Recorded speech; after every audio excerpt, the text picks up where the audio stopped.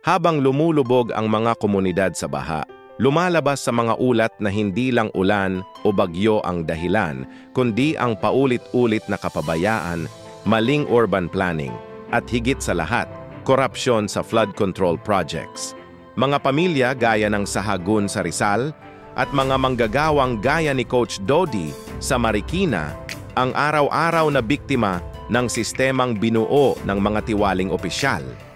Habang sila'y nag-aakyat ng gamit para iligtas sa baha, may mga politiko namang nagpapayaman sa mga proyekto na puro sako ng buhangin at ghost dike.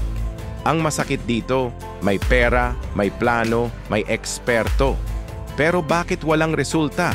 Sabi ng mga eksperto, hindi kakulangan ng kaalaman o teknolohiya ang problema, kundi ang malalim na kultura ng katiwalian na nakabaon mismo sa gobyerno. Sa madaling salita, kahit anong master plan, walang silbi kung may magnanakaw sa gitna ng proyekto. Noong panahon ni Duterte, klaro ang direksyon. Build, build, build, hindi para sa bulsa, kundi para sa bayan. Ang proyekto ay sinusundan, binabantayan at pinapanagot. Ngayon, puro proposal, puro plano pero kulang sa disiplina at puso. Walang Duterte-style na accountability.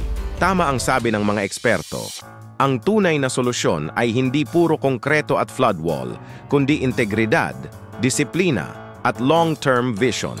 Pero paano mo gagawin yan kung mismong mga opisyal ang lumalakad sa putik ng korupsyon?